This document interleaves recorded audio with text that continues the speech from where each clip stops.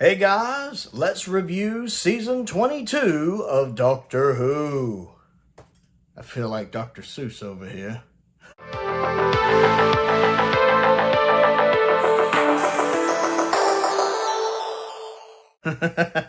So, Season 22, Colin Baker's first full season as the 6th Doctor. Also, the final season of Classic Doctor Who with the longer episode format. Although it's still 14 episodes, but they're done in a different format. But this is the last time we got a full season that's not a shortened season. All of the seasons after this, of course, are shorter seasons.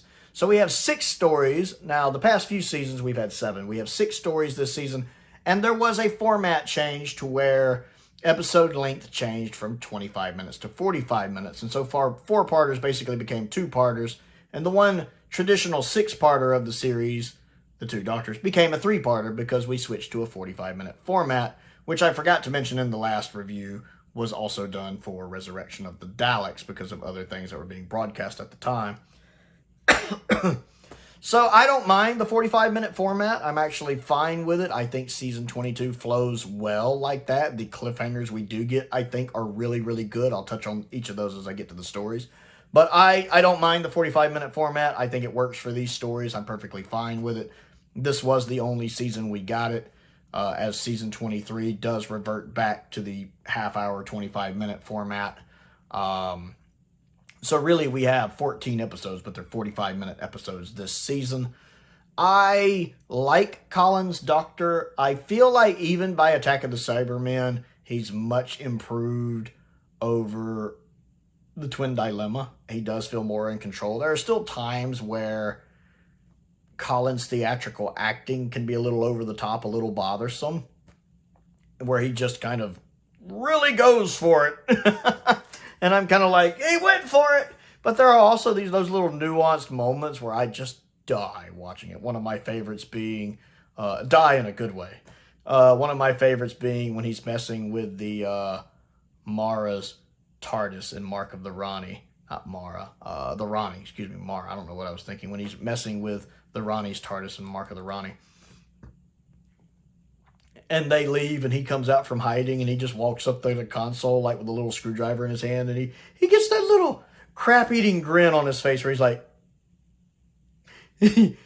ooh, I get to sabotage. If I do it, I get a whooping. I do it. I just love that grin. It's such a little thing. But every time I watch Mark of the Rani, which I think I've seen it 2 or 3 times, I love that. That's one of my favorite Colin moments. I absolutely love it. He has a couple of them like that where it's just a little thing he does. Oh, another one. Love this. Love this. Is in Season 22 with Hubert. When he's in the TARDIS getting ready to work, and Hubert has snuck into the TARDIS. I think it's toward the end.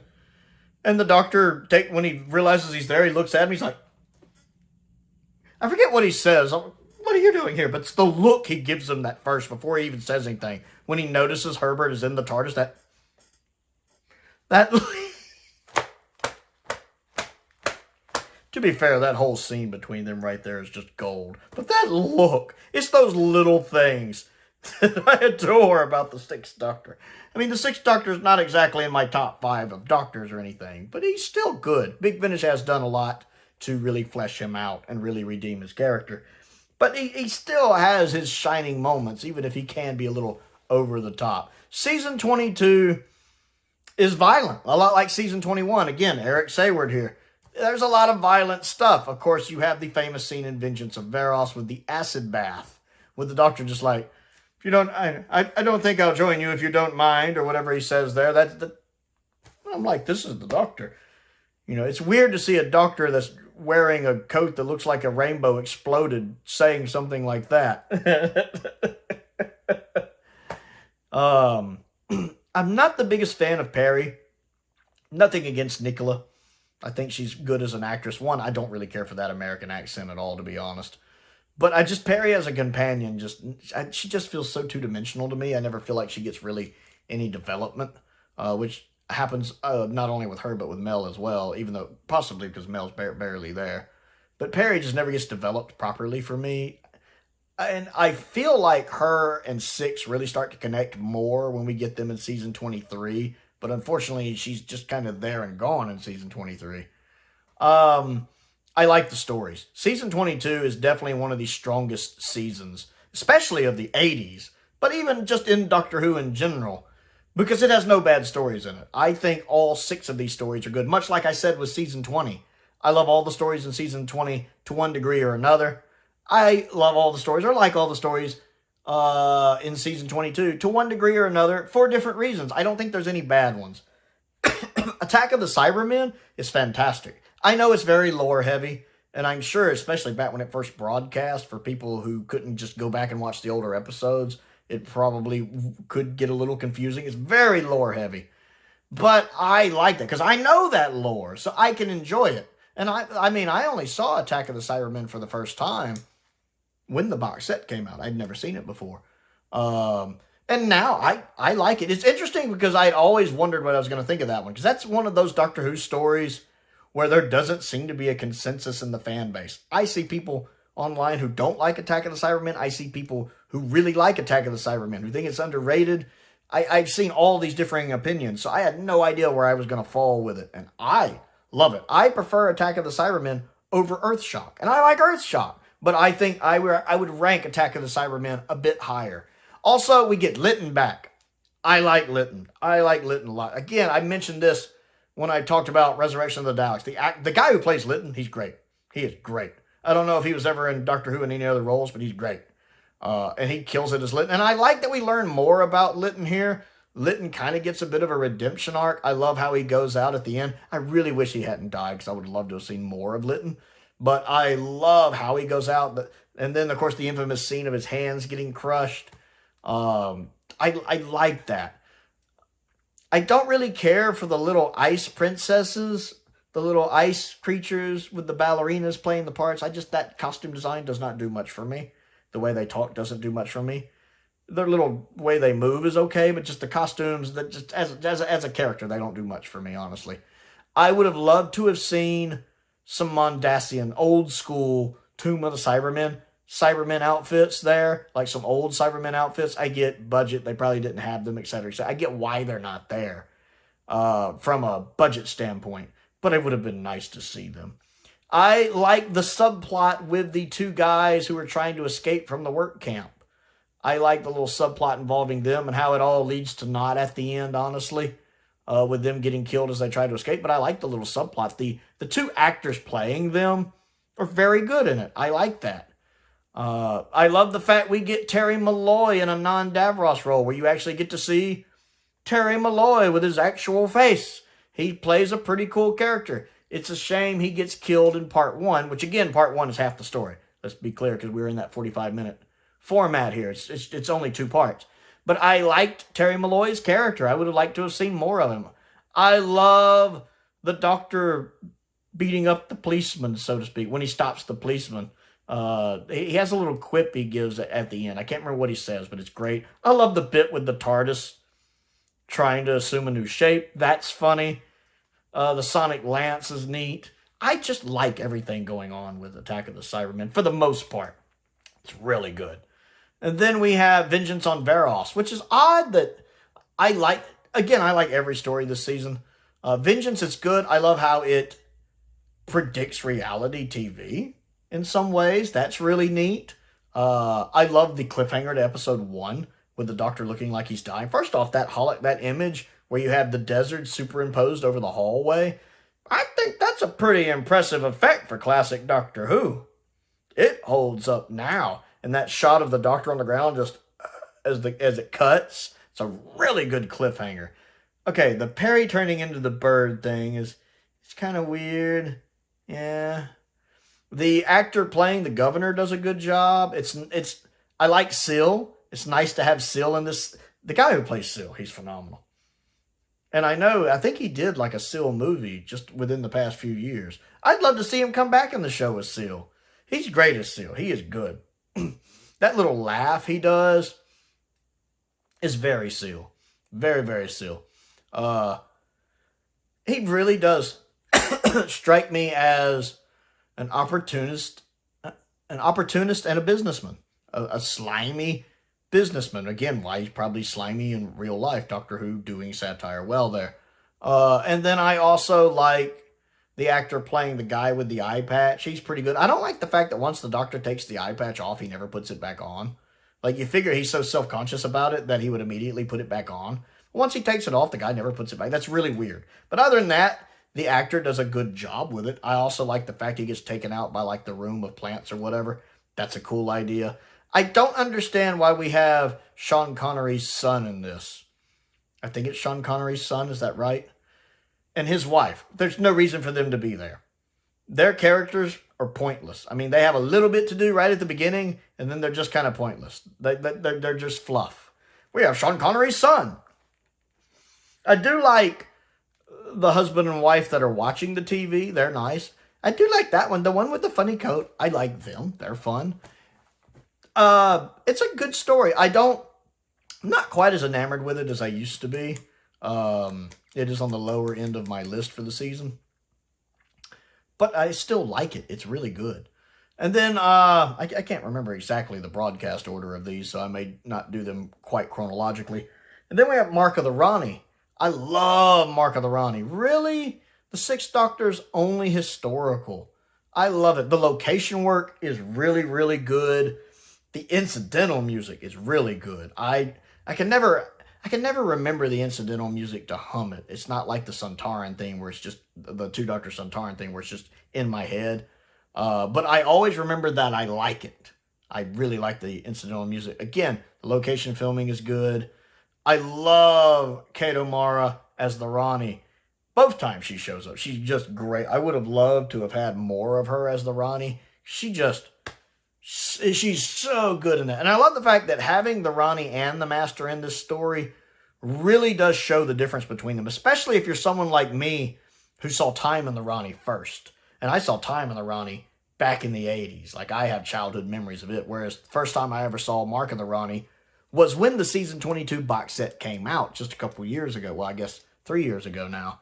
And it's interesting that Mark of the Rani proves to me that the Rani isn't just a female master. She really is a different Time Lord. Her mind works differently. Where she's very much brain over brawn. She's not a fighter. She's a thinker. She's just a scientist with basically no morals. She thinks the ends justifies the means to her experiments.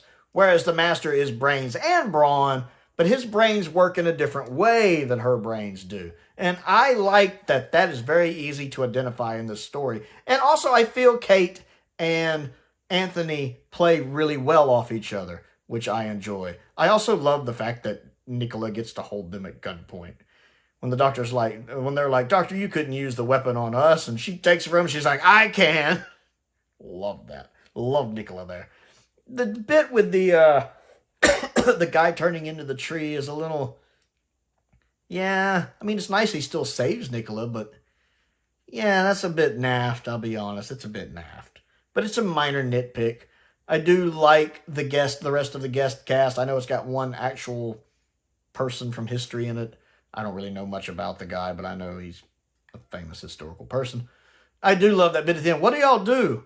Argue mainly. I love that line. I do love that line. I like Mark of the Rani a lot. It's interesting to me that Kate O'Mara, though, once she takes off her old lady makeup, it never goes back on. She's just like, screw it. That's interesting. Also, the old lady makeup is really well done. Very convincing. It looks better than the old Clara makeup in the modern series. 30 years later. It actually works well. I like Mark of the Rani.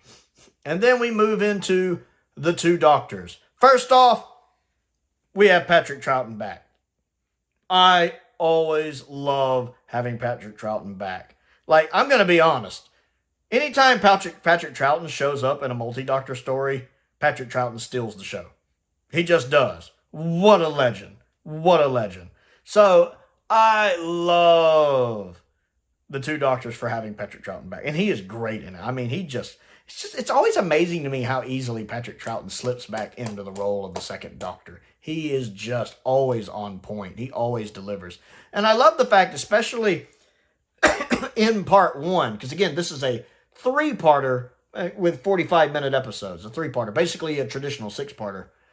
And really, the first part of episode 1 almost feels like a mini Second Doctor episode, because the first, about 10 minutes ago, about the first 10 minutes of the episode really feels just like a short Second Doctor story with the Second Doctor and Jamie traveling. Also, I do love the fact they have Fraser Hines back. Love the fact they got him. He slips back into being Jamie. Almost like he never left. He's so good. I love a lot of time, like when the Doctor is arguing with Destari and Jamie's just like abused. What are you looking at, you hairless Highlander? Oh, I was just admiring your diplomatic skills. But even before he says that, there's a few looks he's giving, like, as the Doctor and Destari are arguing. It's those little things. And there's even some of that in the opening scene in the TARDIS between them, when the Second Doctor is talking and Jamie's kind of like, yeah, okay. You can always tell Patrick and Fraser were friends. You can always tell they were really good friends and that they got on really well together, because that chemistry really comes across with them on the screen. I also love how the episode starts out in black and white for, a few seconds before it transitions into color, as a nice nod to, of course, that era being in black and white. I like the guy playing Destari. The guy playing the chef Androgum is really good. I don't really care for the characters much, but the actor playing him is good. We have Jacqueline Pierce. Love me some Jacqueline Pierce. Of course, I am going through Blake 7 for what is basically the first time. I only have to watch the series 1 finale to be done with series 1. And I have loved Jacqueline Pierce and what I've got of her in series 1 so far. I love Jacqueline Pierce in it.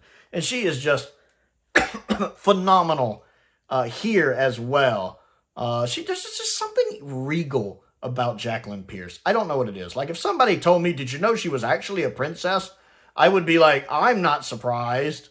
Like, if somehow I found out she had some connection to royalty, I would not be surprised. She just has this way she carries herself, this poise to her that just strikes me as class, as regal, as majestic. And I love that about her. Something about her when she walks into a room, just all eyes, I feel like, are drawn to her. And she's phenomenal in this as well. The Centaurans themselves are not the best representation of the Centaurans. I think the actors in the suits are fine. I don't like the suits. One, I find the Centaurans are too tall. I don't like the mask. The mask, really, the only time the mask ever really looked good in classic Doctor Who was Time Warrior and Centauran Experiment. I don't think the mask looked good in Invasion of Time. I don't really think they look good here. That's a little disappointing, but it is nice to see them back. Also, the Centauran theme. One of the best pieces of incidental music in classic Doctor Who. One of the best pieces of incidental music in Doctor Who, period. Especially in classic Doctor Who. Very memorable. Because a lot of classic Doctor Who's incidental music doesn't quite stick into my head where I have it memorized, like I do, say, Murray Gold stuff. Murray Gold has this really good habit of the modern series of crafting incidental music that you remember, that you buy soundtracks for. There's a lot of the Russell T. Davies era music and even the Moffat era music that I can hum in my head. Classic Doctor Who typically isn't like that, but that Centauran theme, I can hum that on cue. I love that. I want like an hour-long version of that I can listen to in the car as I'm driving. I just love that theme. When it comes on, I'm sitting there, boom, boom, boom, boom. I love that. It runs a tad long at 3 parts. Let's be honest, it does run a bit long. Some of the location work at the villa doesn't work for me. I don't know why, it just doesn't. Now, once they're in the town, the location works really well. The bit with the Second Doctor becoming the angiogram, it's like, on one hand, I don't really like it. On the other hand, I think it's hilarious. And Patrick Troughton sells it. I love when he first wakes up and he's just like, why am I talking about food? Patrick Troughton sells that. And then the bit when Patrick and the chef are in the restaurant eating all of that food is pretty funny. I don't know why, but it's pretty funny. Bill, he's wanting a form of payment. And I like the fact that the chef does actually try to pay. I mean, the money he uses is not good, and of course he ends up getting angry, but he does try to pay. He doesn't immediately kill, fatally wound the guy. He tries to do it right and pay. Naturally, of course, the waiter or head waiter, whatever the guy is like, what the heck is this? And that's when he gets fatally injured. But give the chef credit, he tried. Also, the actual like head waiter guy, okay, he's one of the problems with this story. The actor playing this part, anytime this guy is on screen, you know, the one who collects the bugs and everything. Also, why does his death scene take like 17 hours? I mean, I don't think that's an exaggeration. I think that's an estimate. It takes him forever to die. Like he's going through his little death scene when he's quoting whatever it is he's quoting. And he's like he's about to die, and I'm over there going, when? When? Let's go. If we cut out his death, the two doctors would only be 2 parts. Yeah, that does pull the story down for me a bit. I just did not like his character. I don't know if it's the character. I don't know if it's the actor. I don't know if it's both. But that is definitely a detriment to the story for me. I do like how it turns out with Destari realizing he's failed with his angiogram program. Right before he dies, he realizes he fails. Because Jacqueline Pierce, when she sees the blood on the ground, and she just can't resist the urge to taste it, which she does really well, by the way. I love the fact that I do wish Troughton was in this more. I mean, a lot of it that he's in this, he is restrained and kind of captured. I do wish he had more to do. I like when he tries to basically challenge the Centauran leader to a duel. And the Centauran's leader, you're not a Centauran, I don't have to accept that, and walks off instead, and the doctor's like, oh, crumbs. I also like the fact when he says something like, oh, have you come to check on me, nurse? And the Centauran's like, what is that? What does that mean? Something like that when the doctor says something, the Centauran's like, what is that? I don't know why it amused me. I love how well Jamie and the Sixth Doctor get along. I like the idea of a companion getting along really well with a doctor that's not their doctor. It's always interesting to see a companion interacting with a doctor that's not their doctor. And I like that Six and Jamie get on pretty well. I actually think Six, Peri, and Jamie make a really good TARDIS team. I like that in this episode. I also like that we get to see Colin out of his coat. That for a lot of part 2, especially the location work, he's taking his jacket off. I kind of like that. It's just different. I enjoy that. The bit where he starts wanting to eat the cat. I mean, I get why it's in there. It makes sense from a plot standpoint, but I still don't like it. Maybe it's just the way Colin's doing it, but it comes across as silly. I get why it's there. It makes sense for the plot, but it's still just silly to me. So I like the 2 doctors. It has its ups and downs. It's probably the weakest of the classic multi-doctor stories, while still being better than some of the modern multi-doctor stories. Not all of them. But it definitely has more good than bad. And again, I'm always happy to see more of Troughton. I'm always happy to see more of Jamie. And then we move into Timelash. I actually enjoy Timelash. I'm not saying Timelash is effective, is good. I'm saying I get a lot of enjoyment out of it. First off, the updated effects for Timelash really help it. The Season 22 box set does have optional updated effects. They help, because Timelash was very much, it's very obvious to tell that it was the low-budget episode of the season. I mean, I guess all of Classic Doctor is kind of a low-budget episode, but you know what I mean. It's the lowest budget episode of the season. You can tell watching the original version, and yes, that definitely does affect it. However, the updated effects do a lot to help for me, and the first time I watched it was with the updated effects. So the first time I ever saw Timelash was when the Season 22 box set came out. I had only seen about half of Season 22 before the box set came out. So 3 of the stories I'd seen, 3 I hadn't. I love Paul Darrow in this. This is going to be a good story for me for Paul Darrow alone. I love Paul Darrow as Tecker. He is just eating that scenery like it's a 17-course meal with a knife and a fork in his hand, and I am there for every single bit of it. I love that. Especially, I'm enjoying it even more now that I'm going through Blake 7, and I'm really finding out how much I just love Avon. Avon is my favorite character. I love Avon. Avon is a lot like Especially me when I was younger, in my 20s and 30s. If I was in Blake 7, I would be Avon. So that's making me appreciate Paul Darrow even more. So I'm enjoying him in Timelash even more. His death scene is really dumb because he literally purposely walks to stand in front of the beam that he knows is there and gets killed by. It's like he knows the beam's there. He's seen someone get killed by it. And he literally, as he becomes defiant to the Borad, steps right in the spot he needs to not be standing. Makes no sense whatsoever. But other than that, he's amazing. The Borad makeup. I don't care how much you hate Timelash. You might just utterly despise Timelash. But you got to admit that Borad makeup's impressive. If there is one positive thing you have got to take out of this episode and at least be like, okay, Prowl, I'll give you that one. That Borad makeup looks good, especially for classic Doctor Who.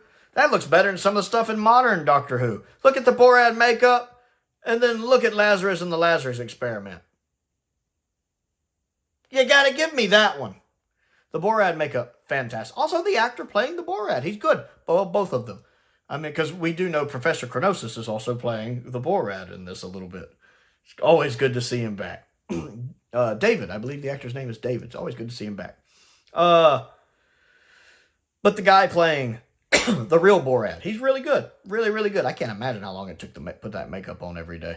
Also, the revelation of what happens to the Borad, really nice. Now, the bit when the Borad kind of splits in two and clones himself or whatever is a little hokey. I'll be honest there. That's a little weird. After the Borad dies and he shows back up at the end as a clone or whatever. That's a little contrived and plot needs this to happen. But when he goes through the portal and he's like, well, he ended up here. Well, do you think anyone will see him? And the Colin's like, from time to time. That's really neat. I do actually like that bit of dialogue and how they tie that in with, you know, our own little superstitions and folklore and all that. That's really nice. I like the guy playing Herbert in this. I love the kind of revelation about Herbert in this. I think that's really cleverly done because I think I knew that already just from reading it. I think I actually did know that already simply because I'd heard about it online before I watched the story, thinking about it. But if you've never seen the story and you don't know about it, that's really, really cleverly done. I think the rest of the guest cast are fine. I like again, I've already said I like the updated effects. The sets look fine, in my opinion, other than that. The worst part is when the Doctor is in the Timelash. The original version of that is, oof, it's terrible. It's absolutely terrible. The updated version of when he's in the Timelash looks so much better, but they both have the same problem in that it goes on too long. The part when he's in the Timelash runs way too long. You need to at least cut that in half. At least cut that in half. It drags on. And even in the updated version, watching the new special effects for that starts to make my eyes hurt.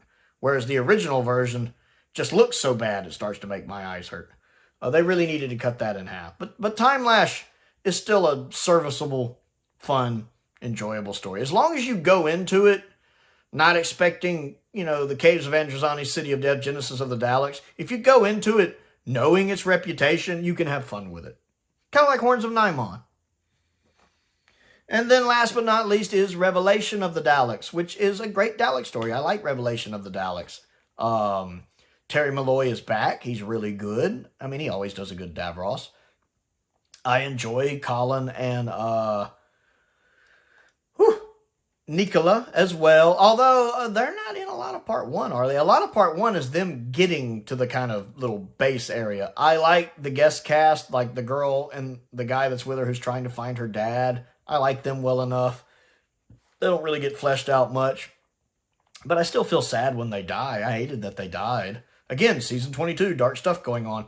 Speaking of which, the scene when they find her dad. The glass Dalek scene. Oh, nightmare fuel. Pure nightmare fuel. The actor playing her dad. Hats off to that guy. And the fact that he switches between being her dad to being a Dalek.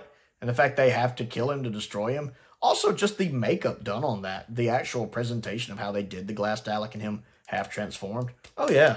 No notes. Good stuff.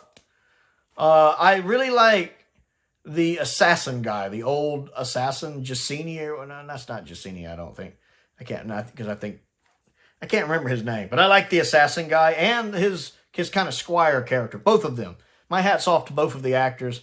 They do a good job. I like their performance. I like how well the characters are written. I really like them. And I like the fact they both go out fighting, with his Squire taking out Davros's hand, which is still canon, and even in the modern series, he has like a robotic hand. I really like both of them. We also get, what was it?